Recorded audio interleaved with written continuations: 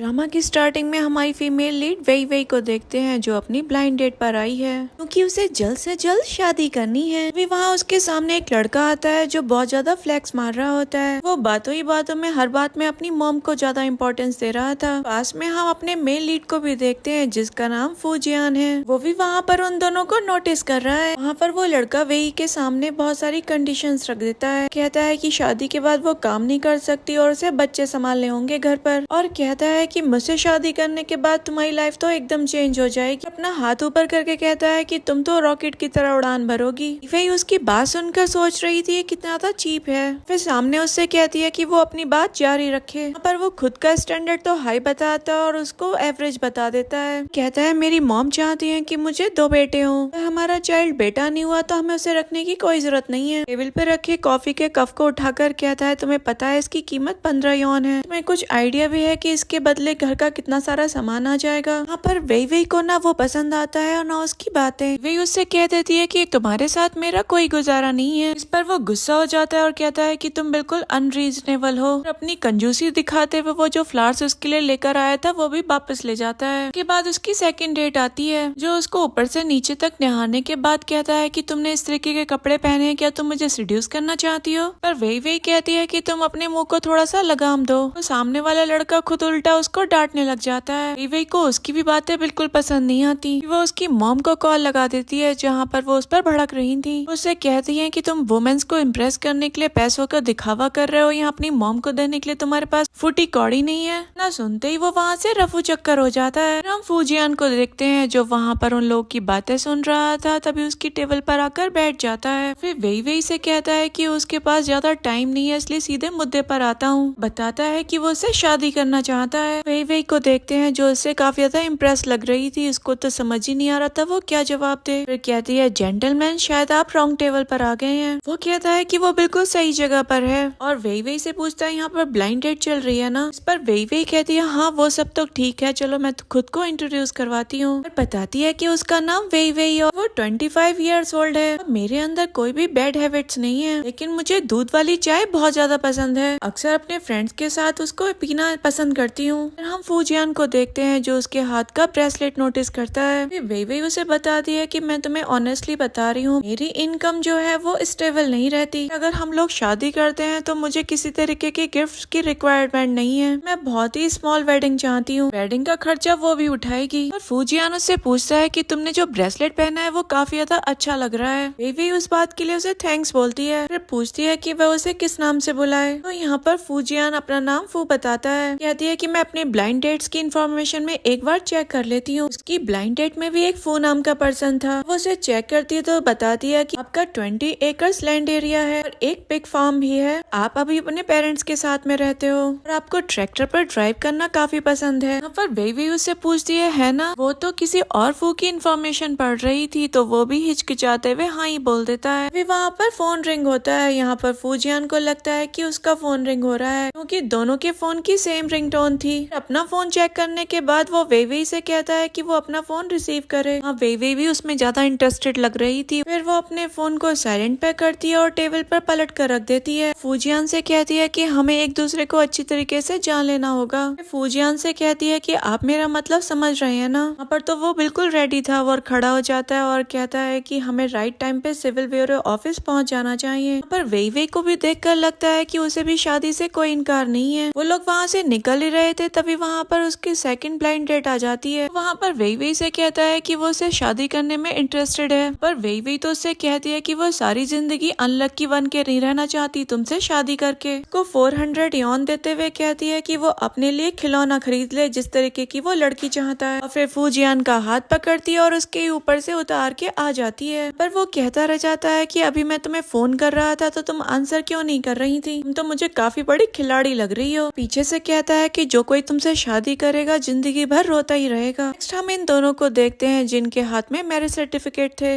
वही फूजियान से कहती है कि तुम इतनी यंग एज में शादी कर रहे हो, कहीं तुम्हें रिग्रेट ना हो आगे, क्योंकि ये काफी बड़ा फैसला है। और फूजियान भी कह देता है कि वो जो कुछ कर रहा है सोच समझ के कर रहा है, तो उसे नहीं लगता कि उस बात के लिए उसे आगे रिग्रेट होगा। पर हम वही को देखते हैं जो फूजियान से कहती है कि अभी उसे जाना होगा। वो अपना कुछ सामान लेने के लिए जा रही है, अगर उसे कुछ पूछना हो तो उसे कांटेक्ट कर ले। वहाँ पर फूजियान जियान का सेक्रेटरी आ गया था लिन। वो उससे कहता है कि आपकी ब्लाइंड डेट अरेंज कर दी गई है, आपको 3 अलग अलग कॉफी शॉप पर जाना है। फिर उस जगह को देखकर कहता है कि आप यहाँ पर क्या कर रहे हैं। वो जियान बताता है कि वो एक्सीडेंटली इस शॉप पर आ गया। फिर अपना मैरिज सर्टिफिकेट दिखाते हुए कहता है कि वैसे कोई बात नहीं, अच्छा ही हुआ। के हाथ में अपना मैरिज सर्टिफिकेट देता हुआ वहाँ से चला जाता है। सेक्रेटरी उससे कहता रह जाता है, लेकिन आप कहाँ जा रहे हैं। जियान कहता है कि उसे अपने फॉर्म पे जाना है जहाँ पर उसको अपने पिक्स को फीड कराना है। पर उसका सेक्रेटरी सोच रहा था कि हमारे पास तो कोई भी फॉर्म नहीं है पिक्स का। नेक्स्ट हम वेई वेई को देखते हैं जो अपना मैरिज सर्टिफिकेट लेकर वहाँ से जा ही रही थी। तभी उसकी स्टेप मदर आ जाती है जो उसके बाल पकड़कर खींच लेती है और इसको अनपढ़ गवार बताता हुआ कहती है कि तुम्हारी इतनी हिम्मत, तुम मेरे फोन कॉल्स का आंसर नहीं कर रही थी। बताती है कि हमने ली से गिफ्ट्स ले लिए हैं तुम्हारी शादी करवाने के लिए और तुम्हें उससे शादी करनी ही होगी। यहाँ पर वेई वेई अपनी स्टेप मदर से कहती है, आपको वो कमीना ही मिला था मुझसे शादी करवाने के लिए। कहती है वो पता भी है कितना ज्यादा बूढ़ा है कि हालत ऐसी होती है कि रास्ते चलता कुत्ता काट ले उसको। इस पर उसकी स्टेप मदर कहती है कि तुम्हारी ऐसी कंडीशन नहीं है कि तुम इन सारी चीजों को नोटिस कर सको, और ये तुम्हारे लिए तो ब्लेसिंग्स हैं कि वो तुम्हें पसंद करता है। इस पर वेई वेई कहती है कि वो ऐसी ब्लेसिंग्स अपने पास ही रखे। कहती है उसे बता देना कि मैंने शादी कर ली है। और वो अपना मैरिज सर्टिफिकेट भी दिखा देती है। ये उम्मीद मत रखना कि मैं और मेरा हस्बैंड तुम्हें किसी तरीके से पैसे भी देंगे। पर उसकी स्टेप मदर कहती है कि तुमने एक ही दिन में शादी करने का फैसला कैसे कर लिया, वो भी मुझसे पूछे बगैर। हमें पता भी है कि हम इतने बड़े लोन को कैसे भरेंगे। और वेई वेई कहती है कि वो तुम्हारी प्रॉब्लम है, तुम खुद से हैंडल करो। मुझे किससे शादी करनी है और किससे नहीं मुझे मत बताओ, लेकिन मैं तुम्हें एक एडवाइस करूंगी कि तुम अपने हस्बैंड को जल्द से जल्द डिवोर्स दे दो। वो उसकी स्टेप मदर उसको अब्यूज करते हुए कहती है कि तुम इस उम्र में अपने फादर को अकेला छोड़ना चाहती हो। कहती है कि उन्होंने तो बेकार ही तुम पे पैसा खर्च किया। वेई कहती है कि जब मैं 5 साल की थी तब मेरे फादर ने तुमसे शादी कर ली थी, मुझे याद है, तब से मैं अपने खर्चे खुद ही उठा रही हूँ। रही बात लोन की, वो जो तुमने गैम्बलिंग में खर्च कर दिए उन पैसों की, तो मुझे क्या मतलब उनसे। अब मेरे ऊपर तुम्हारी किसी चीज की कोई जिम्मेदारी नहीं है। पर उसकी स्टेप मदर चिढ़ जाती है और उससे कहती है कि ये कैची जैसी जवान बंद करो। फिर वेई से कहती है कि जो तुमने शादी जो आज की है इसके लिए देखना तुम्हें पछताना पड़ेगा। तुम एक दिन मेरे पास ही वापस आओगी, मेरे सामने नील डाउन होकर माफी मांगोगी। इस दौरान वहाँ पर फूजियान आ जाता है। जब वो उसकी मॉम को देखता है तो उससे कहता है कि कौन है जो मेरी वाइफ को परेशान कर रहा है। और उसकी स्टेप मदर उसे देख कर कहती है, ये कौन है, क्या नाम है इसका। वेई को तो उसका नाम भी नहीं पता था। तभी वो हल्के से उसका नाम पूछती है। यहाँ पर फूजियान अपना नाम बता देता है। वो अपनी स्टेप मदर को बताती है कि ये मिस्टर फू है, उनका नाम प्रोनाउंस करने में थोड़ा सा हार्ड है, इसलिए मैं इनको मिस्टर फू बुलाती हूँ। फूजियान तो उसकी स्टेप मदर के सामने अपना हाथ बढ़ा देता है और कहता है कि मैं इसका हस्बैंड हूँ। बताता है कि इसका हमारे पास लीगल सर्टिफिकेट है।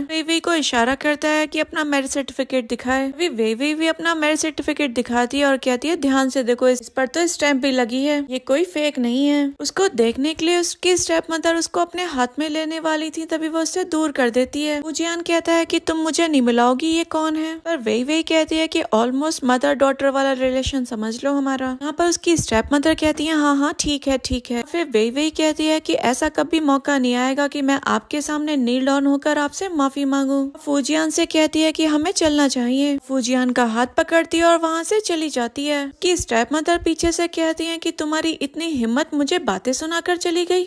वापस मैं तुझे बताती हूँ। फिर हम वेई को देखते हैं जो थोड़ी दूर आ गई थी। फूजियान से कहती है कि अब यहाँ पर कोई नहीं है और इसको थैंक्स बोल रही थी उसकी हेल्प करने के लिए। फूजियान कहता है, ये कोई बड़ी बात नहीं है, अगर मेरी वाइफ किसी परेशानी में होगी तो मैं उसे पूरा सपोर्ट करूंगा। ये सुनकर वेई के फेस पर तो स्माइल आ गई थी। वेई फूजियान से पूछती है कि मैं तुम्हारे पास वापस कब आऊँ। तभी फूजियान अपना फोन निकालता है और कहता है कि तुमने अपनी कॉन्टेक्ट इन्फॉर्मेशन तो मुझे दी नहीं। वेई कहती है कि हाँ वो भूल गई थी। तभी कहती है कि मैं स्कैन कर लेती हूँ। फूजियान वेई से कहता है, वैसे अब हम लीगल कपल हो चुके हैं, क्या तुम मुझे बताओगे वो लेडी तुम्हें ये क्यों कह रही थी कि तुम सड़कों पर सोती हो, क्या इससे पहले तुम्हारे पास कोई रुकने के लिए कोई जगह नहीं थी क्या। वेई यहाँ पर बात घुमा देती है। वो कहती है कि हम रेंट पर रह लेंगे और हाफ पे कर देंगे उसका। फूजियान कहता है कि अभी उसे कुछ काम है तो वो उसको एड्रेस सेंड कर देगा और तुम वहाँ पर पहुँच जाना। वेई कहती है हाँ ठीक है और उसको बाय बोल देती है। नेक्स्ट नेक्स्ट हम वेई वेई को देखते हैं अपने लगेज के साथ, जो फोन के नेविगेशन से उसका एड्रेस ढूंढ रही थी। फिर खुद से कहती है कि एड्रेस तो यहीं पर होना चाहिए। यहाँ पर वेई वेई को काफी ज्यादा ठंड लग रही थी। अभी हम पीछे से फूजियान को देखते हैं जो उसे अपनी जैकेट पहना देता है। वहाँ पर इन दोनों का एक बार फिर से आई कांटेक्ट होता है। फिर फूजियान कहता है नेविगेशन से एड्रेस को ढूंढना इतना भी इजी नहीं है। वेई वेई आसपास की बिल्डिंग देखकर कहती है तुम्हारे नेबर्स तो काफी ज्यादा रिच लग रहे हैं। वहाँ पर फूजियान अपना कॉलर ठीक करता हुआ कहता है उसका पिक का बिजनेस काफी अच्छा चल रहा है, तो उसे इतनी अर्निंग तो हो ही जाती है। अभी वो दोनों एक साथ कुछ बोलने वाले थे। अभी फूजियान वेई वेई से कहता है कि पहले वो बोले। वेई वेई कहती है मुझे ये पूछना था कि हमारा कौन सा फ्लोर है। फूजियान के मन में चल रहा था ये सारी की सारी बिल्डिंग ही हमारी है। नेक्स्ट सीन में हम देखते हैं फूजियान उसको अपने फ्लैट पर ले आया था।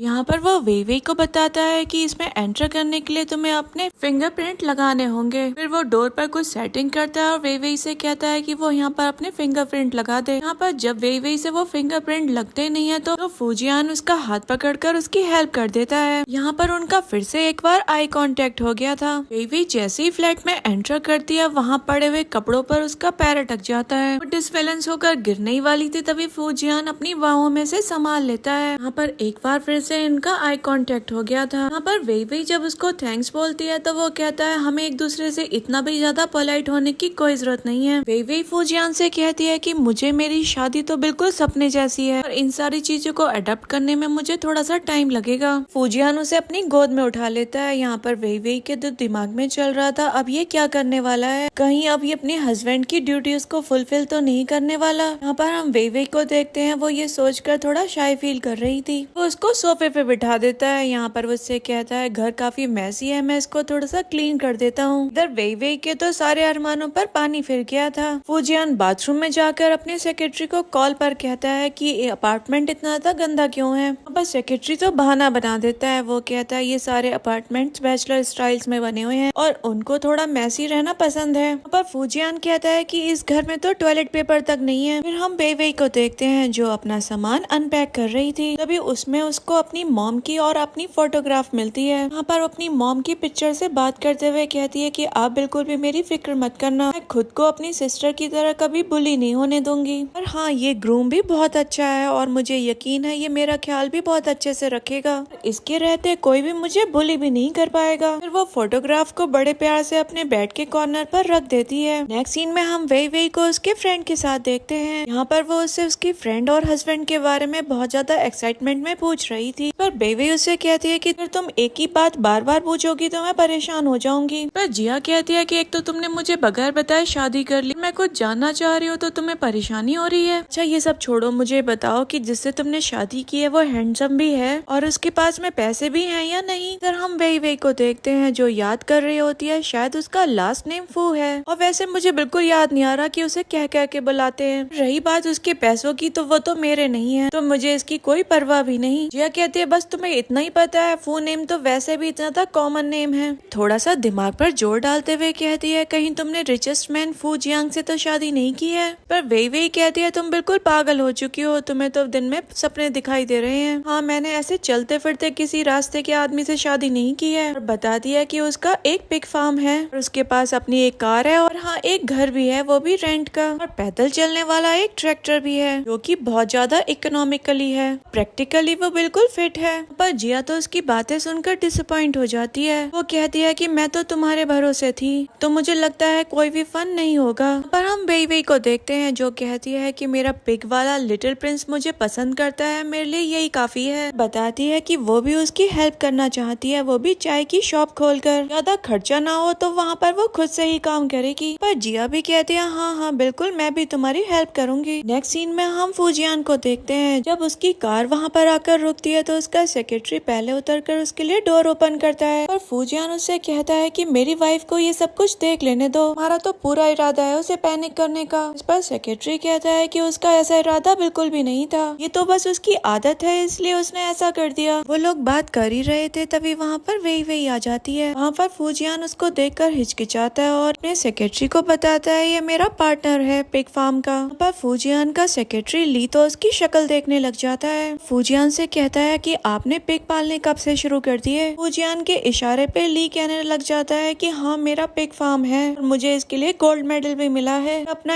इंट्रो देते हुए उसके आगे हाथ बढ़ा ही रहा था, तभी फूजियान उसका हाथ पीछे कर देता है और कहता है वेई वेई के लिए मेरी वाइफ है। फिर वहाँ पर कुछ लोग आ जाते हैं जो फूजियान को वाइस प्रेसिडेंट कह के ग्रीट करते हैं। वेई वेई तो उनकी शक्लें देखने लगती है। फूजियान को कुछ समझ में नहीं आता तो अपने सेक्रेटरी से कहता है कि शायद ये तुमसे मिलने के लिए आए हैं। यहाँ पर सेक्रेटरी भी पूरा नाटक करते हुए उसके शोल्डर पर हाथ रख के कहता है कि हाँ मैं तुमसे बाद में मिलता हूँ। फिर वो वहाँ से कार में बैठकर चला जाता है। फिर वेई वेई को फूजियान बताता है कि हमारे फार्म हाउस में काफी मदद करते हैं। कहता है कि इनकी बहुत बड़ी कंपनी है। सुनकर वेई वेई कहती है ये तो बहुत अच्छी बात है। फिर थोड़ा सा सैड होकर कहती है कि मैं कभी भी कंपनी में नहीं गई क्योंकि मेरे डैड ने कभी मुझे वहाँ पर भेजा ही नहीं। उसी दौरान उसको उसकी सिस्टर के फोन से कॉल आता है। यहाँ पर उसे लगता है उसकी सिस्टर बोल रही है, लेकिन वहाँ पर तो उसकी स्टेप मदर थी। हम देखते हैं उसकी स्टेप मदर उसकी सिस्टर को बहुत बुरी तरीके से पीट रही थी। और वेई वेई से कहती है तुम्हें क्या लगा तुम चली गई तो हमें तुम्हें ढूंढ नहीं पाएंगे। वहाँ पर उसकी सिस्टर हे हुआन तो दर्द से तड़प रही थी। फिर फोन पे वेई वेई से उसकी स्टेप मदर कहती है कि तुझे जहाँ छुपना है छुपती रहे, तू देख लेना मैं इसको जिंदा नहीं छोड़ूंगी। यहाँ पर वो ये कहते हुए उसकी सिस्टर को बुरी तरह से मारना शुरू कर देती है। पर वेई वेई फोन पर ये सब कुछ सुनकर अपनी स्टेप मदर से पूछती है आखिर वो चाहती क्या है। और उसकी स्टेप मदर कहती है कि स्कूल जाना बंद करे, घर खर्च में हमारे साथ हमारी हेल्प करे। तो इसमें हम क्या कर सकते हैं। इसका इतना ज्यादा बैड लक है कि इसकी सिस्टर इसको बिल्कुल भी सपोर्ट नहीं करती क्योंकि वो बहुत ज्यादा सेल्फिश है। ऐसा कहते कहते वो हेवान को बहुत ज्यादा मार भी रही थी। हेवान अपनी मदर से रिक्वेस्ट कर रही थी कि वो उसे छोड़ दे, लेकिन वो तो उसकी एक नहीं सुनती। फूजियान जब वेई वेई को परेशान देखता है तो उससे पूछता है कि क्या हुआ। वेई वेई तो उसे कुछ नहीं बताती। वो कहती है कि उसे काम की वजह से जाना पड़ रहा है, वो वापस अभी थोड़ी देर में आती है। तो फूजियान भी उसके पीछे जा रहा था, तभी उसका सेक्रेटरी आ जाता है और कहता है सर आपको हमारे साथ चलना ही होगा, नहीं तो ये कॉन्ट्रैक्ट हमें नहीं मिल पाएगा। तो फूजियान की शक्ल देखता है तो थोड़ा शांत हो जाता है। पर फूजियान उसे बताता है कि मेरी फैमिली मैटर है तो पहले मुझे वो देखना होगा, और ये कहकर वो वहाँ से चला जाता है। नेक्स्ट हम वेई वेई को देखते हैं जो अपनी सिस्टर के पास पहुँच गई थी। उसकी स्टेप मदर उसे देखती है तो कहती है आ गई चुड़ैल। वेई वेई से कहती है कि तुम यहाँ पर किस इरादे से आई हो, क्या तुम्हारा इरादा मुझे मारने का है। वो उसकी बात पर ध्यान न देते हुए अपनी सिस्टर के पास जाती है और उससे पूछती है क्या वो ठीक तो है। और उसकी स्टेप मदर कहती है ये मत सोचना, मैं ऐसे ही बोल रही थी, मैं जो कह रही थी वो करके भी दिखाऊंगी। अगर तुमने मेरी बात नहीं मानी तो मैं इसको जान से मार दूंगी। वेई वही बॉक्स उठा लेती है जिससे उसकी स्टेप मदर उसकी सिस्टर को मार रही थी। कहती है कि मेरे सिस्टर के कोई आसपास भी मत आना, नहीं तो मैं उसे बिल्कुल भी नहीं छोड़ूंगी। उसकी स्टेप मदर उसके पास उठकर आने लगती है। कहती है तुम पागल लड़कियों की वजह से मेरा कितना बड़ा नुकसान हुआ है तुम्हें पता भी है। अगर तू ली से शादी कर लेती तो मुझे कितना ज्यादा फायदा होता। वे अपनी स्टेप मदर से कहती है मैंने तुमसे कितनी बार कहा है कि तुम दिन में सपने देखना छोड़ दो, तुम्हें भी पता है ये बिल्कुल इम्पॉसिबल है। पर उसकी स्टेप मदर कहती है इम्पॉसिबल, मेरे लिए तो इम्पॉसिबल जैसी कोई चीज है ही नहीं। अपनी बात निकलवाने के लिए मुझे बहुत सारी ट्रिक्स आती हैं।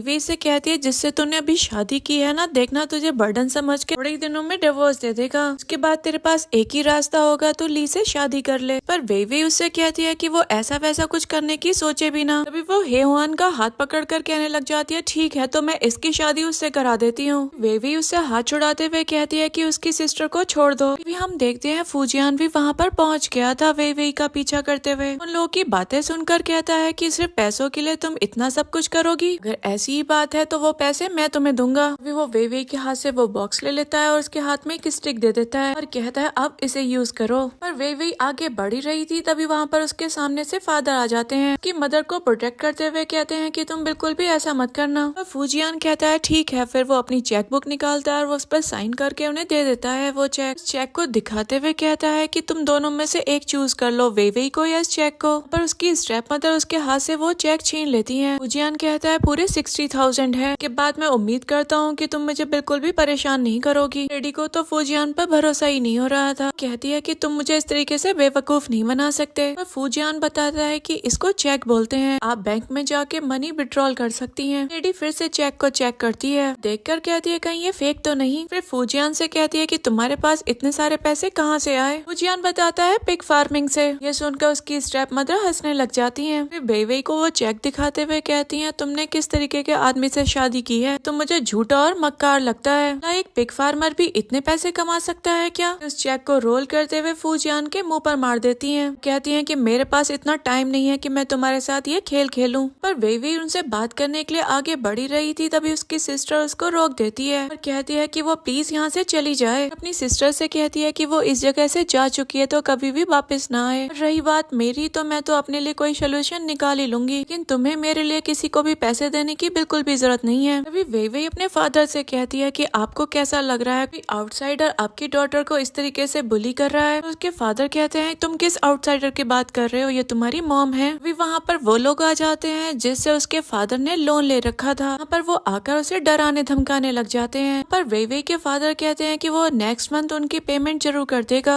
इस पर वो कहता है कि तुम्हें नहीं लगता तुम इन बातों से मुझे कितने ज्यादा परेशान करते हो। यहाँ पर वही वही की स्टेप मदर उससे कहती है कि आपको कुछ गलतफहमी हो रही है, तो पूरी कोशिश कर रहे हैं कि आपको किसी न किसी तरीके से पैसे दे ही दें। हमारी इतनी हिम्मत हम आपको परेशान करें। अभी वो आदमी उस लेडी से कहता है कि इस तरीके की बात करेगी तो तेरी टांग काट के हाथ में दे दूंगा। वही वही के फादर उस लेडी को अपने पास करते हुए कहते हैं कि नहीं नहीं, ऐसा कुछ भी नहीं करेगी। तभी उसकी स्टेप मदर वही वही से कहती है कि तेरी वजह से ये सब कुछ हो रहा है ना, तुझे कभी भी अच्छी लाइफ नहीं मिलेगी। यहाँ पर वही वही से बर्दाश्त नहीं होता, वो उसके गाल पर एक थप्पड़ मार देती है। उससे कहती है कि तुम बहुत ज्यादा बेहुदा हो। फिर जो पर्सन अपना उधार लेने के लिए आया था उससे कहती है कि तुम भी यहाँ से निकलो। यहाँ पर हम उसके फादर को देखते हैं जो उसकी स्टेप मदर को लेकर छिप रहे थे। यहाँ पर बेवे की स्टेप मदर तो सारी बातों का दोष उसे ही लगा रही थी। ये फादर उसकी स्टेप मदर को लेकर वहाँ से चले जाते हैं। जो लोग अपना पैसा वापस लेने के लिए आए थे वो भी उनके पीछे पीछे चले जाते हैं। हम बेवे को देखते हैं जो अपनी सिस्टर से कहती है कि तुमने देखा ना, ये लोग हमारे कभी भी नहीं हो सकते। पर उसकी सिस्टर उससे कहती है कि वो बिल्कुल भी परेशान ना हो, अपनी प्रॉब्लम्स खुद से सॉल्व कर लेगी, पैसों का इंतजाम भी कहीं ना कहीं से जरूर कर लेगी। पर वही कहती है कि इनकी गैम्बलिंग की प्रॉब्लम हमारी नहीं है, ये वो पैसा खुद से लेकर आएंगे। इधर हम वही के फादर और उसकी स्टेप मदर को देखते हैं जो उन लोगों से छिपने में कामयाब हो गए थे।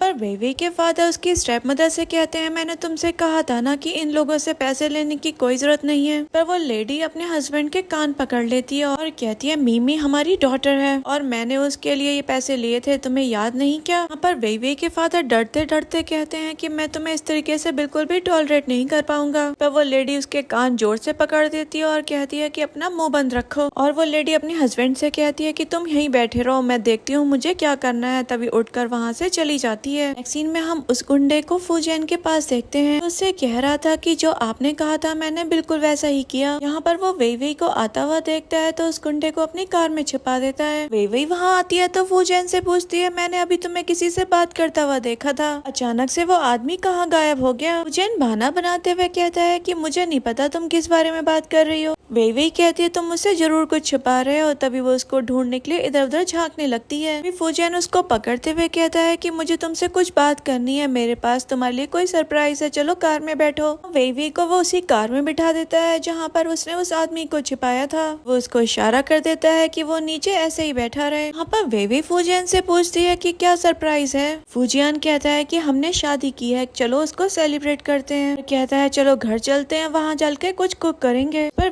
वही कहती है क्या तुम भी खाना बनाना जानते हो। फूजैन कहता है लेकिन तुम्हारे लिए मैं सीख लूंगा। पर वही पीछे मुड़कर देखने वाली होती है। तभी फूजैन उसको ये कहते हुए रोक देता है तुम्हारी सीट बेल्ट नहीं लगी। फिर वो उसकी सीट बेल्ट लगाने लगता है। वही के मन में चल रहा था कि जब तुम मेरे इतने क्लोज आते हो तो मेरे दिल की धड़कन इतनी तेज क्यों हो जाती है। और फिर फूजैन की कार नोटिस करती है और उससे कहती है कि तुम्हारी कार तो बिल्कुल मिस्टर ली के कार की जैसी है। फिर पूछती है कि तुम्हारा ट्रैक्टर कहाँ है। फूजैन कहता है कि इस कार में क्या कमी है वैसे, और ये कार मुझे मिस्टर ली ने दी है, ये कहते हुए कि मैं इसको ठीक से रिपेयर करा दूं। रही बात मेरे ट्रैक्टर की, वो खुद रिपेयर होने के लिए गया है। फिर वो आदमी जो सीट के पीछे छिपा बैठा था वो फाट मार देता है। पर वही को लगता है ये फूजैन ने किया है। फूजैन भी हिचकिचाते हुए उससे एक्सक्यूज मी बोल देता है। ऐसे तैसे करके फूजैन ने इस बात को संभाला था। तभी उस आदमी का फोन रिंग होने लगता है। तभी उसको देखने के लिए वही पीछे मुड़ने वाली थी। तभी फूजैन उसका फेस पकड़ लेता है। वही को लगता है कि वो उसे किस करने वाला है। यहाँ पर वही एक बार फिर से हेजिटेट हो जाती है। फूजैन को भी समझ नहीं आ रहा था वो इस सिचुएशन को कैसे हैंडल करे। जो आदमी छिपा बैठा था वो सोच रहा था कि मैंने तो 2 बार परेशान कर दिया इन्हें। सीन में हम वही को देखते हैं जो अपनी डायरी में कुछ नोट कर रही थी। फिर उसके पास फूजैन आता है और उससे कहता है कि इतनी रात हो गई हो, तुम अभी तक सोई क्यों नहीं। वे उसे बताती है कि वो कैलकुलेट कर रही है कि किस तरीके से वो अपनी सिस्टर की हेल्प कर पाए। इस पर फूजैन उससे कहता है कि तो अपनी मिल्क टी के बिजनेस से उनकी कितनी हेल्प कर पाओगी। मुझे तो लगता है तुम्हें उनके हाल पर ही छोड़ देना चाहिए उन्हें। वे कहती है कि मैं उन्हें कब देना चाहती हूँ, मुझे तो बस डर है कि कहीं वो मेरी सिस्टर को हर्ट ना कर दें। मेरी सिस्टर बहुत ज्यादा नाजुक है, मैं उसे इस तरीके से परेशान नहीं देख सकती। यहाँ पर वे उसके बारे में सोचते हुए इतना ज्यादा परेशान हो जाती है कि वो अपना सर पकड़ लेती है। फूजियान उससे पूछता है कि क्या हुआ, तो कहती है कि मुझे तो समझ में नहीं आ रहा कि मैं इतना सारा पैसा कहाँ से लेकर आऊंगी। फूजियान कहता है कि वाइफ मेरे पास 600,000 है। सुनकर वे कहती है कोई छोटा अमाउंट नहीं होता, तो मुझे बताओ कि तुमने कितने सारे पिक्स को सेल करके ये अमाउंट लेकर आए हो। फूजियान कहता है फेक फार्म के अलावा भी मुझ में और एबिलिटीज भी हैं। वे कहती है नहीं, मैं तुमसे ये पैसे नहीं ले सकती क्योंकि ये सारे कर्जे मुझे उतारने होंगे। फिर फूजियान को वहाँ से उठाते हुए कहती है कि बहुत लेट हो गया है, तुम जाकर सो जाओ, मैं भी ये सारा अकाउंट चेक करने के बाद सो जाऊंगी। फूजियान वहाँ से चला जाता है और उससे कहता है कि तुम भी जल्दी सो जाना। वापस से रूम में देखता है कि वे तो काफी ज्यादा परेशान हो रही है। फिर वो किसी को कॉल करता है। नेक्स्ट सीन में हम वे को उसके टी शॉप पर देखते हैं जहाँ पर जिया अकाउंट चेक कर रही थी और कहती है कि हमें तो दिन पर दिन नुकसान होता जा रहा है, हमारा बिजनेस कुछ खास अच्छा चल नहीं रहा। वे कहती है शायद हमारे नूडल्स लोगों को पसंद नहीं आ रहे, इन्हें टेस्टी बनाने के लिए हमें कुछ ना कुछ करना ही होगा। जिया वहाँ पर बहुत ज्यादा खुश दिखाई देती है। वो वे को एक्साइटेड होकर बताती है कि हमें बहुत बड़ा ऑर्डर मिला है। वे भी बहुत ज्यादा खुश हो जाती है और वो उसको चेक करने के लिए आती है। जिया से कहती है ये तो बहुत खुशी की बात है। हम फूजियान को देखते हैं जो अपने सेक्रेटरी से इसी बारे में बात कर रहा था। उससे कहता है कि मेरे इस आइडिया से उसे कुछ फायदा होगा क्या। सेक्रेटरी से कहता है कि मेरा काम भी हो जाएगा, उसे डाउट भी नहीं होगा। तो उसका सेक्रेटरी भी कहता है कि हाँ सर, आपकी बात बिल्कुल ठीक है, इससे आप अपनी वाइफ की हेल्प भी कर पाओगे। नेक्स्ट सीन में हम वे को देखते हैं। जब फूजियान उसके पास आता है तो उससे कहता है क्या हुआ वाइफ, तुम काफी परेशान लग रही हो।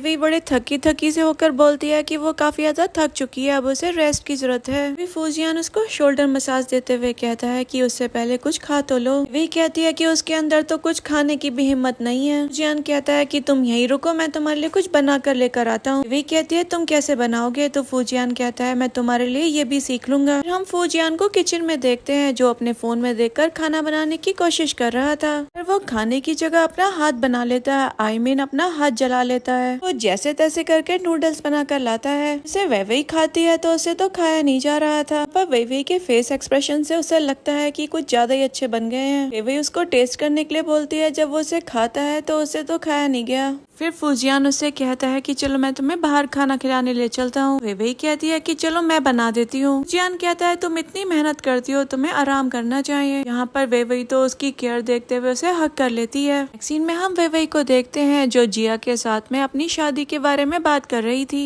पर जिया तो उसको टीज कर रही थी ये बोलते हुए कि अभी तक तुम दोनों ने शादी वाले रिलेशन भी नहीं बनाए हैं। फिर वहाँ पर फूजियान आ जाता है जिसको देखकर वे कहती है कि तुम यहाँ पर क्या कर रहे हो, तुम्हें तो अपने फार्म पर होना चाहिए। जिया जब वे से पूछती है ये कौन है तो उसे बताती है यही तो मेरा हस्बैंड है। फूजियान बताता है कि वो फ्री हो गया था इसलिए उसकी हेल्प करने के लिए आ गया, पर वे उसको एप्रन दे देती है। फिर हम जिया को देखते हैं जो फूजियान के पास जाकर तहकीकात कर रही थी उसके पास्ट के बारे में और उसके काम के बारे में। वे उसको देखती है कि वो क्या कर रही है तो जिया से कहती है कि जाओ अपना काम कर लो। फिर वहाँ पर एक कस्टमर आ गई थी जो अपना ऑर्डर देती है और फूजियान पर लाइन भी मार रही थी। जब वो नोटिस करते हैं तो जिया और वे उसको ढां से डांट के भगा देते हैं। उसके बाद वे को कहीं फूड डिलीवरी के लिए जाना पड़ता है। वहाँ पर उसकी किसी लड़की से लड़ाई हो जाती है, तभी वो अपने सुपरवाइजर को बुला लेती है। यहाँ पर वो सुपरवाइजर उससे लड़ाई करते हुए उसका लेमनेड ड्रिंक करता है, में से 2 लेमन सीड निकल जाते हैं जिसको देखकर वो बवाल खड़ा कर देता है और कहता है देखो इसमें से क्या निकला है। वे कहती है ये लेमन सीड है और लेमनेड में होना इनका बहुत ज्यादा नॉर्मल है, लेकिन सुपरवाइजर तो कुछ सुनने को तैयार ही नहीं था। इतने में वहाँ पर फूजियान आ जाता है जिसे देखकर वो सुपरवाइजर घबरा गया था, वो लेमन सीड में निकल जाता है। सुपरवाइजर झुककर माफी मांगता है और उस एम्प्लॉय से भी कहता है जल्द से जल्द यहाँ से निकलो अगर तुम्हें अपनी जॉब प्यारी है तो। भी चली जाती है। तभी हम वे को देखते हैं जो उसके मुंह में फूड डिलीवरी बैग्स लटका देती है। वे फूजियान के क्लोज आकर कहती है आज रात का प्लान बताओ। फूजियान कहता है रात की छोड़ो, तुम मुझे अभी का बताओ अब क्या करना है। वे कहती है ठीक है रात को हम साथ में डिनर करेंगे और फिर दोनों इस बात पर रेडी हो जाते हैं। उसके बाद हम उन दोनों को बैठा हुआ देखते हैं जहाँ पर फूजियान उसको अपना एक कार्ड देता है, उसे बताता है ये मेरे ग्रैंडफादर का कार्ड है, उन्होंने कहा था कि वो इसे अपनी ग्रैंड डॉटर इन लॉ को देंगे, पर वे तो मना कर रही थी लेकिन उसके इंसिस्ट करने पर वो उसे रख ही लेती है। वे टूथब्रश कर रही थी तो फूजियान उसके पास आता है और उससे कहता है कि मैं तो इलेक्ट्रिक टूथब्रश यूज करना चाहिए। वो कहती है उसकी कोई जरूरत नहीं है, वैसे भी वो बहुत ज्यादा कॉस्टली है। वे नोटिस करती है कि उसका ब्रेसलेट और फूजियान का ब्रेसलेट सेम है। वो उसके बारे में पूछती है तो फूजियान उसे बताता है कि उसके फ्रेंड ने बहुत साल साल पहले दिया था। फिर हमें पास्ट का सीन दिखाया जाता है जहाँ पर फूजियान बहुत ज्यादा घायल था। फिर उसे रास्ते में वेइवेई मिल गई थी जो उसे हॉस्पिटल लेकर जाती है। सोचते हुए कि अब ये हॉस्पिटल पहुँच गया है तो ठीक हो ही जाएगा, वो वहाँ से चली आती है मगर उसका ब्रेसलेट तो वहीं रह गया था। प्रेजेंट में वेइवेई को देखते हैं जो बताती है कि ऐसे ही ब्रेसलेट उसकी मॉम ने दिया था जब वो छोटी थी, वो उससे खो गया तो उसने उसके जैसा नया खरीद लिया।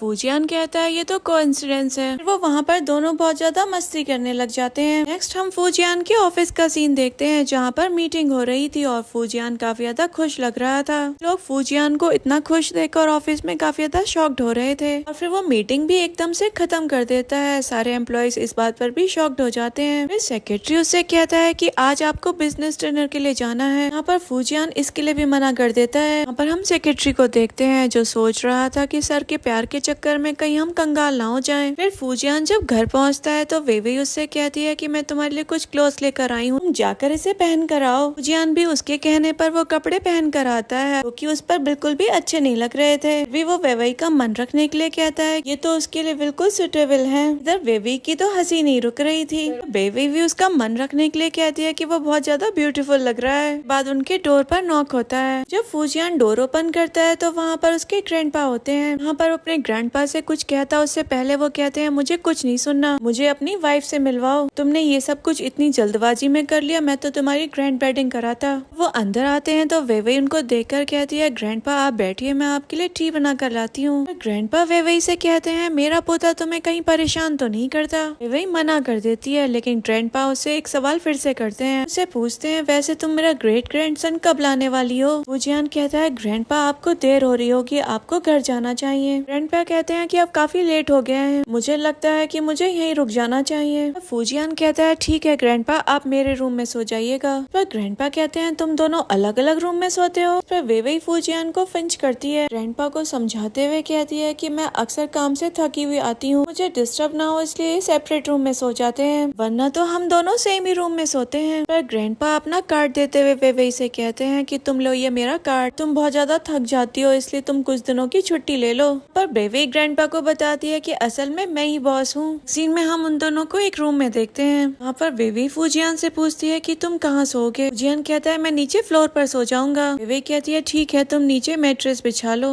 मैट्रेस बिछा ही रहा था तभी वहाँ पर ग्रैंडपा आ जाते हैं। वो जल्दबाजी में मैट्रेस को अलमीरा में रखने लग जाते हैं। ग्रैंडपा समझ जाते हैं और उनसे कहते हैं कि तुम दोनों मेरे से चालबाजी कर रहे थे। हम देखते हैं कि वो मैट्रेस भी अलमीरा से निकल कर गिर जाती है। फिर दोनों कहते हैं ग्रैंडपा सॉरी, हम दोनों एक साथ ही सो जाएंगे। फिर वो ग्रैंडपा को रूम से निकालने लग जाते हैं ये कहते हुए कि उन्हें बहुत तेज नींद आ रही है। ग्रैंडपा भी कहाँ कम थे, वो कहते हैं मैं डोर के बाहर ही खड़ा हूँ, दोनों जब तक सोओगे नहीं मैं कहीं नहीं जाने वाला। फिर वो दोनों वहाँ पर कुछ ऐसी आवाजें कर रहे थे जिससे ग्रैंडपा को गलतफहमी हो जाए। पापा समझते हुए वहाँ से चले जाते हैं। हम वेइवेई को देखते हैं जो फूजियान से कहती है कि वैसे तो हम लीगल कपल हैं, अगर तुम मेरे साथ एक रात सो भी जाओगे तो क्या ही है। फिर वो दोनों उस बेड पर लेट जाते हैं लेकिन वो भी बहुत दूर दूर। वेइवेई कहती है इससे ज्यादा पास तो दुश्मन सो जाते होंगे। फूजियान वेइवेई को अपने क्लोज करके उसे हक कर लेता है और उसे कहता है कि तुम जल्दी सो जाओ, मुझे ग्रैंडपा के लिए जल्दी उठना है। इस मॉर्निंग हम देखते हैं सब लोग ब्रेकफास्ट कर रहे होते हैं। पर वेइवेई से पूछते हैं ये तुम्हें बिल्कुल परेशान तो नहीं करता? वेइवेई कहती है नहीं ऐसी कोई बात नहीं है, ये बल्कि तो बहुत ज्यादा डिसिप्लिन रहता है। ग्रैंडपा उठकर जाने लगते हैं और यहाँ पर वेइवेई उठकर उनको उनका कोट देती है। हम ग्रैंडपा को देखते हैं जो फूजियान से कहते हैं कि मुझे मरने से पहले अब ग्रेट ग्रैंडसन की शक्ल देखनी है। के जाने के बाद वेइवेई फूजियान को कन्फर्ट करती है ये कहते हुए कि अभी ग्रैंडपा कह रहे थे कि तुम फू कंपनी के चेयरमैन हो। तो फूजियान कहता है कि तुम्हें जरूर कुछ गलतफहमी हुई होगी, तुम्हें क्या मैं उसके जैसा लगता हूँ? तभी उसके सेक्रेटरी का कॉल आ जाता है जो उसे बताता है कि आज रात उसे बिजनेस डिनर के लिए जाना ही होगा। इस पर वो वेइवेई से कहता है कि आज रात वो उसका वेट ना करे, वो थोड़ा सा लेट हो जाएगा। नेक्स्ट हम वेइवेई को मार्केट में देखते हैं। तभी वहाँ पर उसको एक लोन शार्क मिलता है जो उसके फादर के पैसे मांग रहा था। वही तो उससे आर्ग्यू कर रही थी, इतने में उसकी स्टेप मदर और दूसरे लोन शार्क भी पहुँच जाते हैं। स्टेप मदर कहती है पकड़ो इसे, तुम्हें इसी से हिसाब चुकता करना है। वहाँ पर वेइवेई को एक लोन शार्क पकड़ ही लेता है। तभी वहाँ पर फूजियान आ गया था, बड़े गुस्से में कहता है किसने टच किया इसे। वो सारे लोन शार्क को वहाँ पर गिरा के वेइवेई को बचा लेता है। वहाँ से स्टेप मदर भी निकल रही थी, तभी फूजियान भी उनको भी गिरा ही देता है। अभी एक लोन शार्क उसके ऊपर ब्रिक उठाकर हमला करने के लिए आता है लेकिन फूजियान इस टाइम उस पर भारी पड़ गया था। फूजियान उससे कहता है मेरी बंदी को तूने टच करने की हिम्मत कैसे की, जानता नहीं है ये मेरी वाइफ है।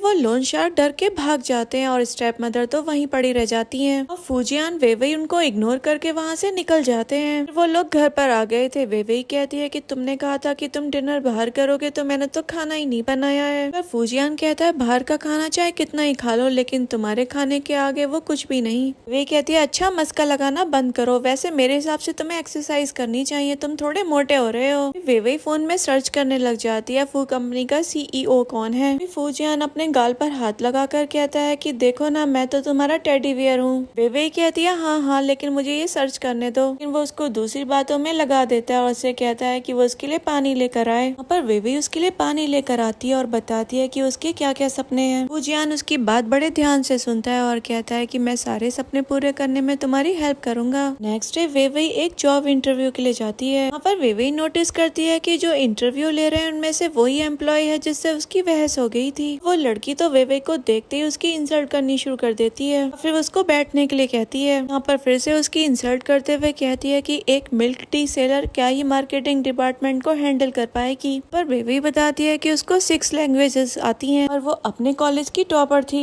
इसके अलावा भी उसको बहुत सारी स्किल्स आती हैं। पर एम्प्लॉय कहती है कि इन डॉक्यूमेंट्स में तो कोई भी प्रूफ नहीं है इन बातों का। वहाँ बैठा एक इंटरव्यू लेने वाला पूछता है क्या तुम्हारे पास कोई डॉक्यूमेंट है इन बातों का। वे बताती है कि उसने खुद को सेल्फ टॉट किया है। तो फीमेल जो उसका इंटरव्यू ले रही थी वो उसके डॉक्यूमेंट्स उसके ऊपर पटकते हुए कहती है कि तुम यहाँ से निकल जाओ। पर वेवे भी उनको ग्रीट करके चली जाती है। हम फूजियान को देखते हैं जो अपने सेक्रेटरी से कह रहा था कि मुझे ऐसी कार का अरेंजमेंट करके दो जो कि मेरे स्टेटस से मैच करती हो। कहता है जब मेरी वाइफ इस कंपनी में ज्वाइन करे तो उसकी सैलरी में भी इंक्रीजमेंट करना और उसका प्रमोशन भी करवा देना। वह सेक्रेटरी बॉस को समझाते हुए कहता है अगर हम ऐसा करते हैं तो और एम्प्लॉयज को शक होने लगेगा। फूजियान इस पर कहता है कि इस चीज को तुम मैनेज कर लेना। सेक्रेटरी वहाँ पर जाता है जहाँ पर वेवई का इंटरव्यू हुआ था। अभी वो एम्प्लॉय से पूछता है क्या तुमने उस लड़की को जॉब दे दी। इस पर वो लड़की जो वेवई का इंटरव्यू ले रही थी वो कहती है वो बेकार सी लड़की जो मिल्क टी बेचती है, हम उसको जॉब क्यों ही देंगे। ना सुनते ही सेक्रेटरी उसे डांट देता है। कहता है जल्द से जल्द उस कैंडिडेट की सारी डिटेल्स निकलवाओ और उसे कांटेक्ट करो और यहाँ पर उसको ये जॉब भी ऑफर करना। नेक्स्ट सीन में हम वेवई को देखते हैं जिसको कॉल आता है। उसे पता चलता है कि उसे जॉब मिल गई है। फूजियान उसके पास आता है तो वेवई उससे कहती है कि मुझे जॉब मिल गई है, जब से तुम मेरी लाइफ में आए हो मेरा तो लक इनहेंस हो गया है। फूजियान कहता है ठीक है हम इस बात को सेलिब्रेट करते हैं। वो पार्किंग लॉट में जाते हैं जहाँ पर वेवई कार को देखकर पूछती है क्या ये हमारी कार है। फूजियान कहता है हाँ। पर वेवई कहती है तुम्हारे अंदर तो बड़े गट्स हैं, फू कंपनी के CEO की जगह पर ये कार पार्क कर रखी है। फूजियान कहता है ओ मुझे तो पता ही नहीं था। वे कहते हैं ठीक है हम जल्दी से यहाँ से निकल जाते हैं। वो दोनों वहाँ से उस कार में बैठकर निकल जाते हैं। सीन में हम लूजी को देखते हैं जो हेहुआन को परेशान कर रहा था। उसे कहता है कि मुझे मेरे पैसे वापस करो। अभी वहाँ पर वेवई आ जाती है और उसे मारते हुए कहती है कि मेरी सिस्टर को परेशान करना बंद करो। वहाँ पर वो वेवई को हिट करने ही वाला था तभी फूजियान आ जाता है। पर जब वो उसको रोकता है तो उसे कहता है हमारी हिम्मत कैसे हुई, तुमने अपनी औकात भी देखी है, इस खटारा गाड़ी में आए हो, मुझे रोक रहे हो तुम, मेरे बारे में पता है मैं इतनी बड़ी कंपनी में काम करता हूँ। उस पर फूजियान कहता है तुम्हारी ये हेकड़ी मैं एक कॉल में निकाल दूंगा। इस पर लूजी कहता है हाँ देख लेंगे। वो कॉल लगाता है तभी लूजी के पास एक कॉल आती है। इस पर उसे पता चलता है कि उसे तो जॉब से निकाल दिया गया है। लूजी एकदम हैरान हो जाता है और हेहुआन से कहता है कि तुम घर आओ तो मैं तुम्हें बताता हूँ। फिर वेवई हेहुआन से कहती है कि तुम मेरे साथ मेरे घर पर चलो। हेहुआन उससे कहती है कि इसकी कोई जरूरत नहीं है। वेवई कहती है ठीक है कोई भी प्रॉब्लम हो तो उसे कॉल जरूर कर ले। दोनों कार में बैठ के जा ही रहे होते हैं तभी वेवई उससे पूछती है तुमने उसे जॉब से कैसे निकलवाया। यहाँ पर फूजियान बहाना बनाता है। वो कहता है मैं तो बस प्रिटेंड कर रहा था, पता नहीं कैसे कोइंसिडेंस हो गया। सीन में हम फूजियान को देखते हैं जहाँ पर उसका सेक्रेटरी उसके लिए डोर ओपन करता है। पर फूजियान उससे कहता है कि तुम्हें वही कार मिली थी पूरी दुनिया में। तो सेक्रेटरी कहता है आपने ही तो कहा था कोई सुटेबल कार ढूंढना। फूजियान कहता है अच्छा ठीक है। इधर हम वेवई की स्टेप मदर को देखते हैं जो फूजियान को नोटिस कर लेती है। सोचती है वेवई ने इतने बड़े आदमी से शादी की है। उसके बाद वो अपने घर आ जाती है और अपने हस्बैंड और मेमई अपनी डॉटर को सारी बात बता देती है। पर जब उसके हस्बैंड को यकीन नहीं हो रहा था वो उसके गाल पर एक चमाट लगा देती है और कहती है अब आया समझ में। मेमई से कहती है कि तुम्हें उसके हस्बैंड को सीड्यूस करना होगा। वेवई के डैड कहते हैं कि उन दोनों लड़कियों में से लूजी से कोई शादी नहीं कर रही है, मेमई तो सिंगल है, क्यों ना उसकी शादी उससे करा दे। हम इस बात पर भड़क जाती है और उससे कहती है तुम्हारी हिम्मत कैसे हुई ऐसा बोलने की। फिर मिमी अपने मॉम से कहती है कि मुझे वेवई के हस्बैंड की फोटो तो दिखाओ। मिमी उसकी फोटो देखती है एकदम शॉक्ड हो जाती है। कहती है ये तो हमारी कंट्री का रिचेस्ट पर्सन है। सुनकर सारे घर वाले तो एकदम शॉक्ड हो जाते हैं। पर मिमी कहती है कि मुझे तो इस पे कई सालों से क्रश भी है। पर उसकी मॉम मॉम बताती है कि इन दोनों ने तो मैरिज सर्टिफिकेट भी ले लिया है। उसमें मिमी वेवेई को उल्टा सीधा बोलने लग जाती है, पर उसकी मॉम कहती है तुम परेशान मत हो, और उसके कान में कहती है कि मेरे पास एक आइडिया है। सीन में हम फूजियान और वेवेई को देखते हैं, वो उसके पेरेंट्स से सुलह करने के लिए जा रहे थे। वो वहाँ पर पहुँचते हैं तो देखते हैं स्टेप मदर का तो एकदम रूप ही बदल गया था। मिमी और स्टेप मदर दोनों ही उनसे पोलाइटली बिहेव कर रही थी। मिमी की एनर्जी फूजियान की तरफ डिफरेंट थी। फूजियान तो उससे बहुत ज्यादा अनकंफर्टेबल हो रहा था।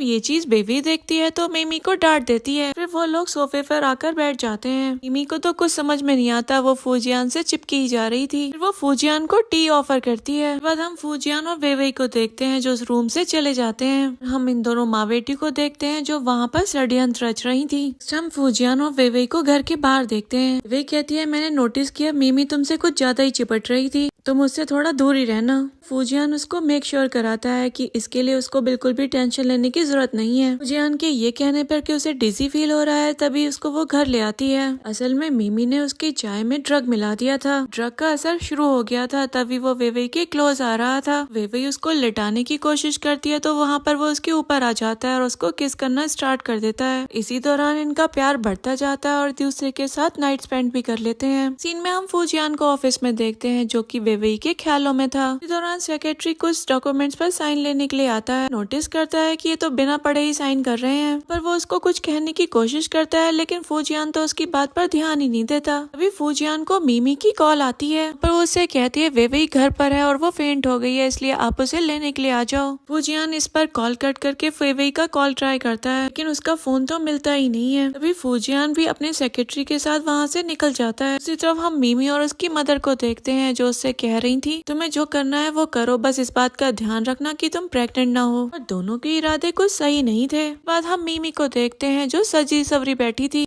एक बार फिर से टी में ड्रग मिला रही थी। फूजियान डोर पर आता है तो मिमी उससे चिपकने लगती है। कहती है सिस्टर को तो डैड हॉस्पिटल ले गए हैं। कहती है कि आप अंदर बैठो, वो लोग आते ही होंगे। मिमी फूजियान को टी ऑफर करती है, फिर साइड में जाकर अपनी मॉम को कॉल कर देती है कि हमारा प्लान तो काम कर रहा है। दूसरी तरफ हम फूजियान को देखते हैं जिसके ऊपर ड्रग असर कर रहा था। वेवेई को उसकी शॉप में देखते हैं जहाँ पर जिया उसको बताती है कि तुम्हारा फोन तो कई बार रिंग हुआ था, तुम्हारी मॉम ने तुम्हारा फोन कई बार ट्राई किया था। वेवेई कहती है कि मुझे तो उनसे कोई मतलब नहीं है, पर जिया कहती है कि हो सकता है तुम्हारे डैड को कुछ हुआ हो, तुम्हें एक बार चेक कर लेना चाहिए। के बाद वेवेई अपनी स्टेप मदर को कॉल कर ही लेती है, उसे बताती है कि फूजियान तो यहाँ पर है, तुम अपना सब कुछ खोने ही वाली हो। पर वेवेई फोन तुरंत कट कर देती है और फूजियान को कॉल मिलाती है। मिमी ने उसका फोन पिक कर लिया था और स्पीकर पर रख दिया था और वहाँ पर वो उसकी आवाज भी फील कर रही थी। को कुछ ठीक नहीं लगता तभी वो वहाँ के लिए निकल जाती है। उसी तरह हम फूजियान को देखते हैं जो इस हालत में भी खुद से दूर कर रहा था मिमी को, बट मिमी भी पूरी बेशर्म थी, वो तो उससे चिपकी ही जा रही थी उसकी हालत का फायदा उठाते हुए। वहाँ पर वेवेई आ जाती है, फूजियान के मुंह पर पानी मार देती है उसे होश में लाने के लिए और मिमी से कहती है कि तुम्हें थोड़ी बहुत शर्म भी है। उसके फेस पर भी पानी मार देती है। मिमी झटपटाती हुई उसको हिट करने के लिए आती है लेकिन वेवेई उसको उल्टा एक तमाचा लगा देती है। मिमी से कहती है कि तुमने हिम्मत कैसे की मेरे बंदे को टच करने की। वेवेई फूजियान को सपोर्ट दे रही थी। मिमी कहती है कि सारी की सारी गलती फूजियान की है, बट वेवेई तो उसकी एक नहीं सुनती क्योंकि उसे फूजियान पे पूरा भरोसा था। वो उसको गलत ठहराकर वहाँ से आ जाती है। नेक्स्ट सीन में हम उन दोनों को एक कैफे में बैठा हुआ देखते हैं, पर वेवेई तो उससे नाराज हो रही थी क्योंकि मिमी ने उसके बारे में सब कुछ सच बता दिया था। जियान उसकी तरफ अपना हाथ बढ़ाता है तो वो कहती है कि तुमने मुझसे झूठ क्यों बोला। जियान कहता है कि उसे कभी मौका ही नहीं मिला सब कुछ सच बताने का, मुझे डर था सच जानने के बाद कहीं तुम मुझे छोड़कर न चली जाओ। लेकिन वेवेई अभी भी उससे बहुत ज्यादा नाराज थी। उसे कहती है कि हमें डिवोर्स ले लेना चाहिए, मैं इसके लिए फाइल करूंगी। वो इससे ये कहकर वहाँ से चली जाती है। नेक्स्ट सीन में हम जिया के साथ वेवेई को देखते हैं जो वहाँ पर उससे पूछ रही थी क्या तुम्हारा हस्बैंड सच में पिग फार्मर नहीं है बल्कि वो कंट्री का रिचेस्ट पर्सन है। पर वेवेई कहती है कि उसने मुझसे झूठ बोला और मैं झूठ बिल्कुल भी सहन नहीं कर सकती।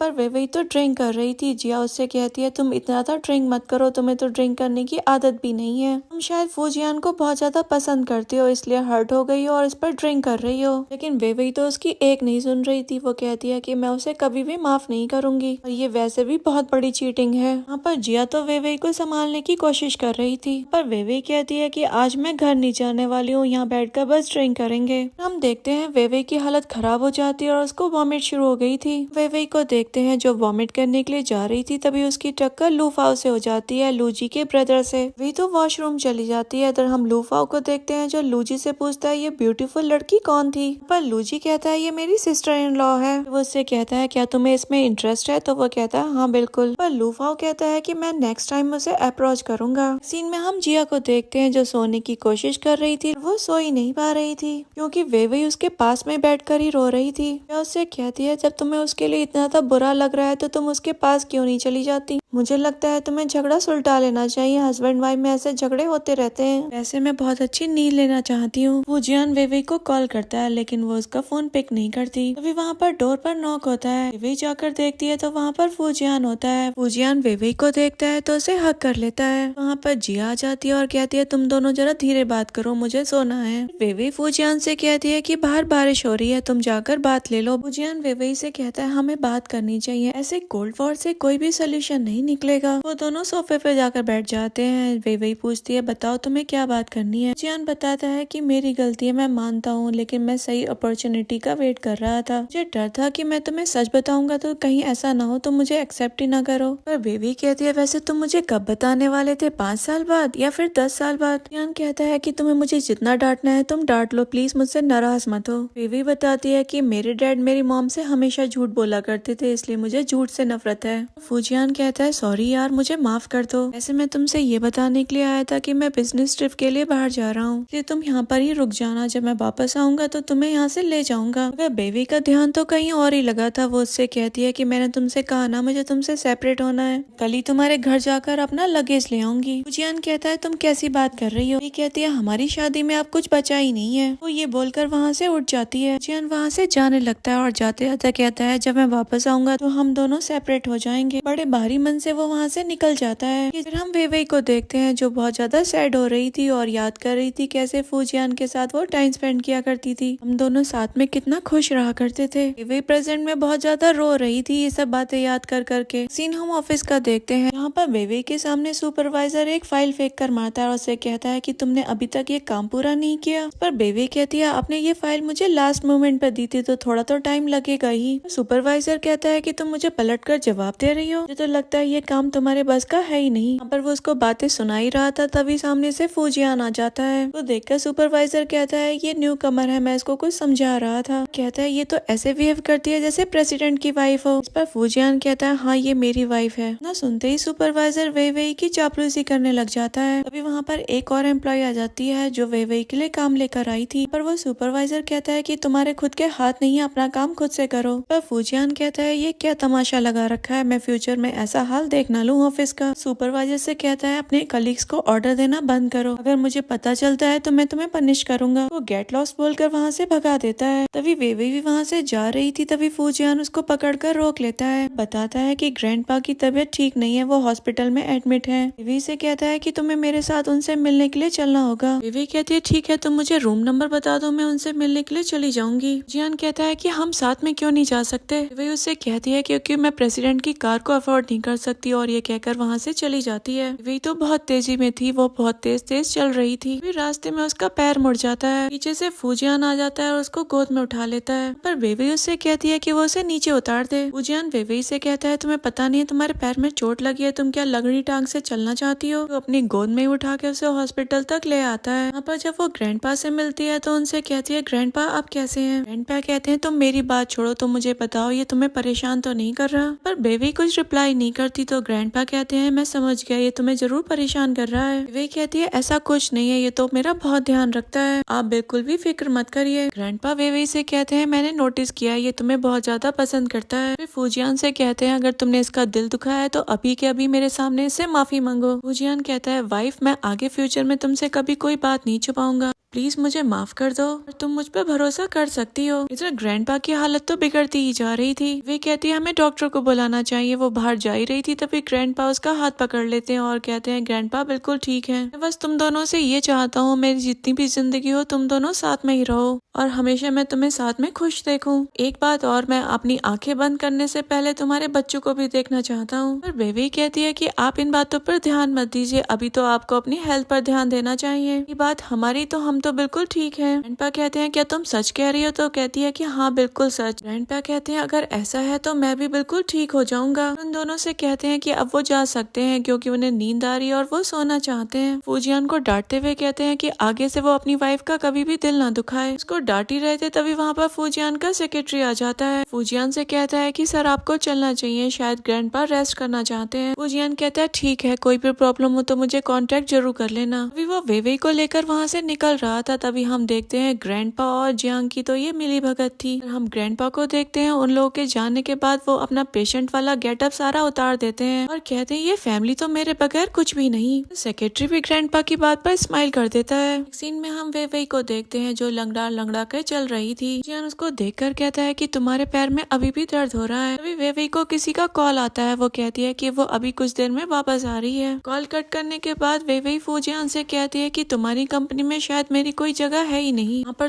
तुम्हारे बगैर मैं अपनी एबिलिटी को प्रूव कर ही नहीं पाती हूँ। ये कहकर वो जाने लगती है। फूजियान उसको रोकने की कोशिश भी करता है लेकिन वो उसकी एक नहीं सुनती। फूजियान उसके पीछे से कहता है तुम्हारा पैशन तो मुझे अपने स्ट्रगल के दिन याद दिलाता है। नेक्स्ट सीन में हम वेवेई को बार में देखते हैं जो वहाँ पर फाइल लेकर पहुँच गई थी। अपने सामने लूफाओ को देखती है तो कहती है कि तुमने मुझे धोखे से बुलाया है और वो ये कहकर वहाँ से जा रही होती है तभी लूफाओ उसको रोकने की कोशिश करता है पर वेवेई कहती है कि मुझे नहीं पता था कि तुम यहाँ पर अपनी चाल चल रहे हो, तो यहाँ पर फू ग्रुप की तरफ से आई थी। पर उसे बताता है वो यांग शेंग ग्रुप के विवाह पे आया है। फिर वेवेई से कहता है कि तुमने वो फूजियांग के चक्कर में मेरे ब्रदर को छोड़ दिया। वहाँ पर लूजी को भी देखते हैं जो दोनों मिलकर उसको परेशान कर रहे थे। फाओ कहता है अगर तुम चाहती हो कि मैं इस कॉन्ट्रैक्ट पर साइन करूँ तो हमें कोऑपरेट करो। ये तुम्हारी कंपनी को कॉन्ट्रैक्ट नहीं मिला तो तुम्हारी कंपनी को कितना बड़ा लॉस होगा तुम्हें पता भी है। लूजी कहता है वैसे भी तुम फू की वाइफ हो, उसके प्रॉफिट लॉस को तो तुम्हें देखना ही होगा। ये कहती है जब तुम्हें इतना पता है तो मेरे साथ थोड़ा रिस्पेक्ट से पेश आओ। यहाँ पर वो दोनों उसकी एक नहीं सुनते, उसके साथ बदतमीजी किए जा रहे थे। अभी हम लूजी को देखते हैं जो लूफाओ को वहाँ से भगा देता है ये कहते हुए कि इसके साथ तो खेल मैं खेलूंगा। वो भी अपनी ब्रदर की बात मानते हुए वहाँ से चला जाता है पर वेवेई उससे कह रही थी कि वो उसे जाने दे लेकिन लूजी उसकी एक नहीं सुनता, उस पर टूट पड़ता है। तभी उसके गाल पर एक तमाचा लगा देती है पर लूजी कहता है कि तू भाग कर जाएगी कहाँ। वेवेई कह रही थी कि वो उसे छोड़ दे पर लूजी तो अपनी हरकतें करते हुए जोर जोर से हंस रहा था।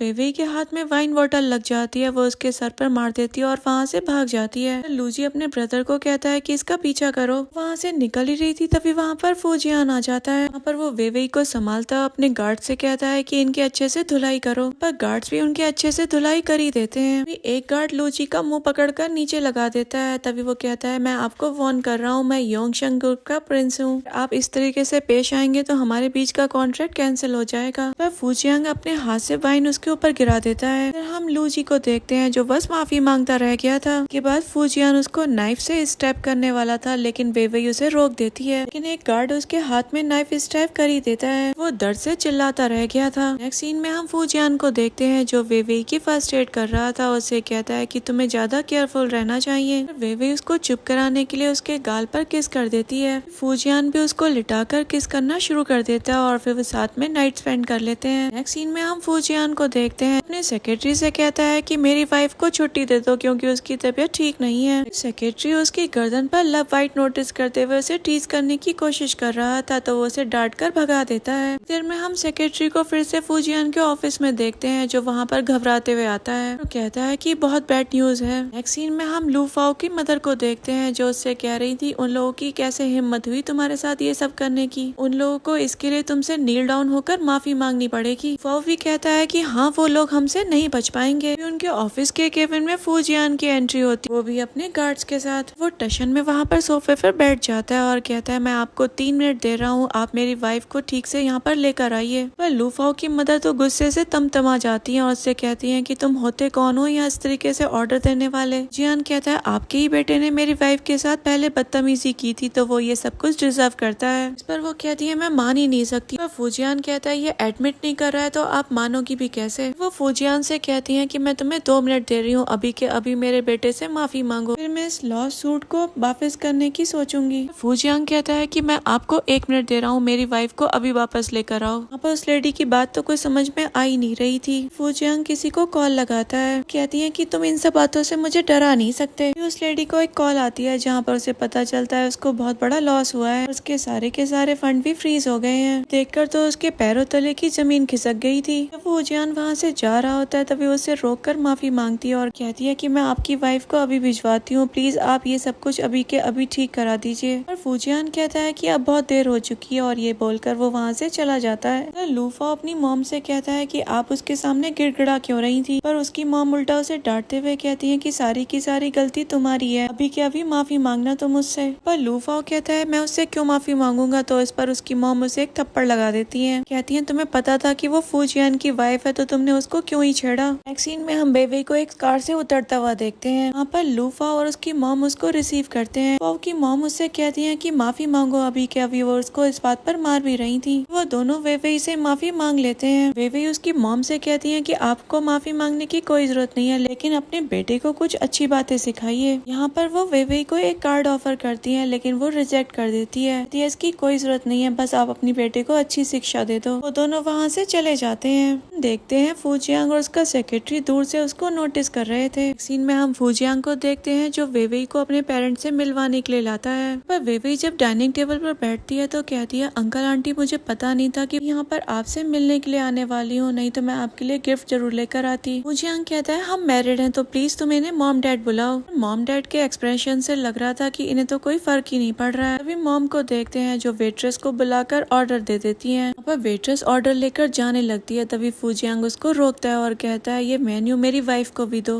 वेवेई मना करती है। फिर हम देखते हैं वो लोग बात कर रहे थे।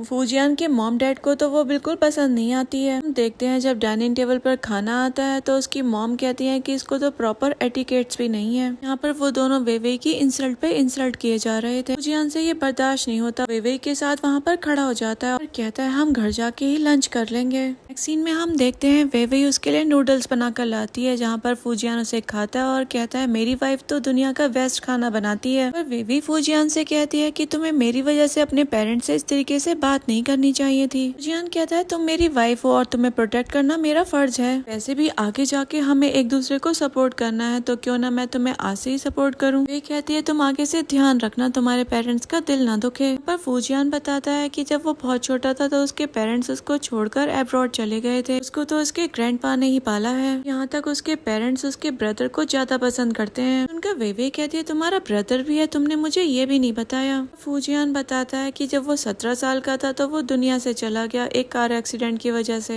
एक्चुअली वो मेरी ही जान बचा रहा था। वो कहता है कि वो अपने ब्रदर से अभी भी बहुत प्यार करता है। वेवेई उसको थोड़ा कंफर्ट फील करा रही थी। नेक्स्ट सीन में हम देखते हैं फूजियान जब सो गया था तो वेवेई उसके पास आती है और उसको किस करती है। वो भी सोने ही वाली थी तभी उसका फोन रिंग हो जाता है। असल में उसे तो फूजियान की मॉम ने कॉल किया था। वो उसे कॉल करके लंच के लिए इनवाइट करती है। पर तो वेवेई बहुत ज्यादा खुश हो रही थी। नेक्स्ट डे वेवेई उनसे मिलने के लिए जाती है। कहती है कि मैं आपके लिए कुछ गिफ्ट भी लेकर आई हूँ। फूजियान की मॉम वेवेई को बिठाती है और कहती है असल में मैं तुमसे एक बात करना चाहती थी। तुम्हारी और फूजियान की मैरिज बिल्कुल भी सुटेबल नहीं है। एक समझदार इंसान हो, मुझे नहीं लगता कि मुझे तुम्हें कुछ ज्यादा समझाने की जरूरत होगी। मैंने और उसके फादर ने उसके लिए बहुत सारी ब्लाइंड डेट्स अरेंज की, लेकिन पता नहीं उसने तुम में क्या देख लिया। वो उसके सामने एक कार्ड रख देती है और उससे कहती है इसमें 20 मिलियन है, कल तुम डिवोर्स के लिए फाइल कर देना। यहाँ पर वेवेई तो उनकी बात मानती नहीं और उल्टा साफ मना कर देती है। ये कहते हुए लव लाइफ में ये बिजनेस नहीं चलता है। वैसे भी मैंने आपके बेटे से तब शादी करी थी जब मुझे उसके बारे में कुछ पता ही नहीं था। आपको बताना चाहूंगी कि मैं आपके बेटे के स्टेटस से नहीं उससे प्यार करती हूँ, आपकी भी रिस्पेक्ट करती हूँ क्योंकि आप उसकी मॉम हो, इसलिए नहीं कि आप एक रिच लेडी हो। बोलकर वो जाने लगती है। तभी फूजियांग की मॉम कहती है कि मैं तुम्हारा डिवोर्स तो करा कर ही रहूंगी, लेकिन तुम्हें एक पैनी भी नहीं मिलेगी। वेवेई पीछे मुड़ती है और उसकी मॉम से कहती है कि आपने मुझे यहाँ पर इतनी ज्यादा इंसल्ट करने के लिए बुलाया था। वेवेई वहाँ से चली जाती है। सीन में हम वेवेई को बड़ा खोया खोया देखते हैं। तभी फूजियान उससे पूछता है उसे क्या हुआ, पर वेवेई उसे देखकर एकदम बदल जाती है और कहती है तुम आगे चलो, मैं तुम्हारे लिए खाना बना देती हूँ। वो उसको अपने पास बिठा लेता है और उससे कहता है मुझे बात बताओ क्या हुआ है। उसे कहती है कि अगर तुम्हारी फैमिली हमारे अगेंस्ट होती है तो क्या तुम मुझे डिवोर्स दे दोगे। फूजियान कहता है फैमिली क्या, अगर सारी दुनिया भी हमारे अगेंस्ट हो गई ना तब भी मैं तुम्हें डिवोर्स नहीं दूंगा। यहाँ वेवेई तो उसके क्लोज आ जाती है। तभी वो उससे पूछता है क्या आज मेरी मॉम ने तुम्हें बुलाया था, और वो बात बदलने के लिए कहती है कि तुम जाकर शावर ले लो, मैं तुम्हारे लिए खाना बनाती हूँ। यहाँ पर उसे वो अपने पास बिठाता है और कहता है तुम्हें क्या लगता है मैं कुछ समझा नहीं, मैं अपनी मॉम को अच्छी तरीके से जानता हूँ। वे कहती है मैं समझ सकती हूँ उनकी कंडीशन का, तुम्हारी फैमिली इतनी ज्यादा पॉपुलर है, वो मुझे सुटेबल नहीं समझ रहे होंगे अपनी फैमिली के लिए। फूजियांग कहता है इस चीज को तो मैं हैंडल करूंगा। ये बोलकर वो वहाँ से चला जाता है। सीन में हम फूजियान को उसके पेरेंट्स के घर पर देखते हैं। उसके पेरेंट्स उसको देखकर खुश हो रहे थे। बारिश में भीग गया था इसलिए उसकी मॉम उसे टॉवल से पोंछ रही थी।